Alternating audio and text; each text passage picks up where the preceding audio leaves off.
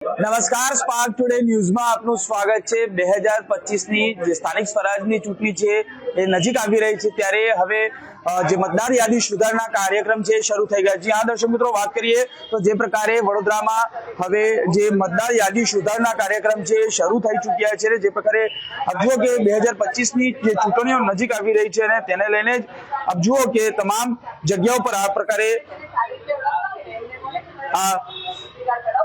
मतदान नाम नोंदणी भूलशो नहीं, मतदान नो मौको चूकशो नहीं। आ प्रकारे वडोदरा मतदान ऑफिस द्वारा जे प्रकारे वडोदराना चूंटणी अधिकारी द्वारा जे तैयार करवामां आव्युं छे ने આજથી એટલે કે 17મી તારીખ, 23મી તારીખ અને 24મી એટલે કે 17 નવેમ્બર, 23 નવેમ્બર અને 24 નવેમ્બર સવારે 10 વાગ્યાથી લઈને સાંજે 5 વાગ્યા સુધી આ તમામ સુધારણા મતદાર યાદીમાં સુધારણા કરાવી શકો છો।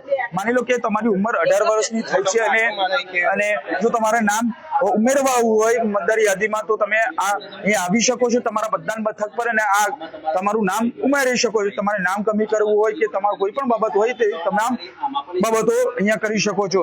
હાલ જે ચૂંટણી વિભાગ છે તે સક્રિય થયું છે, જે પ્રકારે હવે મતદાર યાદીમાં નામ ઉમેરવા માટેના પહેલ શરૂ કરી દેવામાં આવી છે। તમામ લોકો આ પહેલમાં જે પ્રકારે તમામ 18 વર્ષ જેની થતી હોય તે યુવાનો તમામ લોકો मतदान કરી શકે તેના માટેના આ પ્રયાસો શરૂ કરવામાં આવે છે। આપ જુઓ કે જે પ્રકારે તમામ જે મતદાન મથકો છે તે દરેક જગ્યા પર આ પ્રકારની વ્યવસ્થા વડોદરામાં શરૂ થઈ ચૂકી છે। જે પ્રકારે આ તમામ બીએલઓ છે, તમામ અધિકારીઓ છે તે અહીંયા તમામ લોકો અહીંયા આવી રહ્યા છે, તેને મદદ પણ કરી રહ્યા છે। સાથે સ્થાનિક લોકો છે તે પણ લોકોને મદદ કરી રહ્યા છે, કારણ કે જે પ્રકારે હવે નવું મતદાર યાદીમાં નામ એડ કરવું કે પછી કમી કરવું કે કોઈ પણ બાબત હોય તમામ જગ્યાઓ પર આ તમે કરાવી શકો છો। એટલે આ પ્રકારે જે વ્યવસ્થા છે શરૂ થઈ ચૂકી છે। અધિકારી શ્રી છે તેમની સાથે પણ વાત કરવાનો પ્રયત્ન કરીશું। મેડમ શ્રી શું કહેશો, કયા પ્રકારની અત્યારે હાલ કાર્યવાહી છે, કામગીરી છે? હાલ અત્યારે આ ઇલેક્શનનું જે ચૂંટણીની કામગીરી હોય એ ચાલે છે। જેમ કે કોઈને નવા ફોર્મ ભરવાનો હોય, કોઈને ફોટો બદલાવો હોય, કોઈને એડ્રેસ બદલાવવું હોય, કોઈને નામમાં કોઈ સુધારા વધારા કરવા હોય, ક્યાં તો કોઈનું નામ અહીંયાથી કાઢીને બીજી કોઈ જગ્યાએ ટ્રાન્સફર કરાવવું હોય, ક્યાં તો કોઈના ઘરમાં કોઈ મરણ પામ્યું હોય એનું નામ કમી કરાવવું હોય, એટલે બધી જ પ્રકારની કાર્યવાહી હાલ અહીંયા ચાલી રહી છે। 10 થી 5 સાંજના 5 વાગ્યા સુધી। Next Saturday Sunday. શું લોકોને અપીલ કરશો? હું તો અપીલ કરીશ કે ચૂંટણી કાર્ડ કઢાવે, કારણ કે ચૂંટણી કાર્ડ માટે લોકો જાગૃત થતા નથી। ગમે તેટલી ફરી એડ આપીએ છીએ, આટલી જાહેરાત કરીએ છીએ, છતાં લોકોને એવું છે કે ચૂંટણી કાર્ડ શું કામ કઢાવવાનું। હું તો કહું છું આધાર કાર્ડની જેમ ચૂંટણી કાર્ડ ફરજિયાત કરો તો અમારી પર બી લોડ થોડો ઓછો થાય। આ તો એટલો બધો લોડ છે, ફળીએ ફરવા જવું પડે, ભાઈ તમે ચૂંટણી કાર્ડ નથી કઢાવ્યો, 18 વર્ષના કોણ થયો શોધો। આ તો એમની બી જવાબદારી છે ને, થોડી નાગરિકની બી જવાબદારી છે। હા, તો હું તો કહું આધાર કાર્ડની જેમ સરકારે ચૂંટણી કાર્ડ બી ફરજિયાત કરવું જ જોઈએ કે ભાઈ તમે કઢાવો તો જ હવે થશે આગળ, એ તો કઈ નહીં થાય।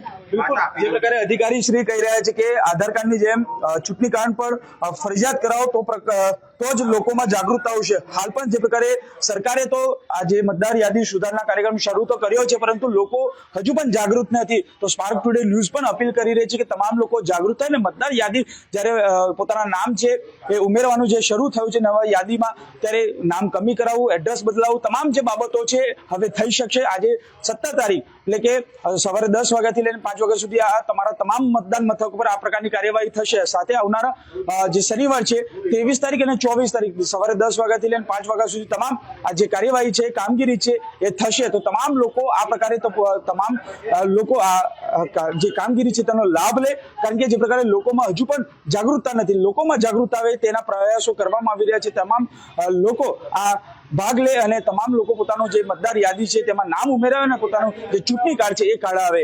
કેમેરામેન ગૌતમની સાથે Surat Solanki, spark today news Vadodara.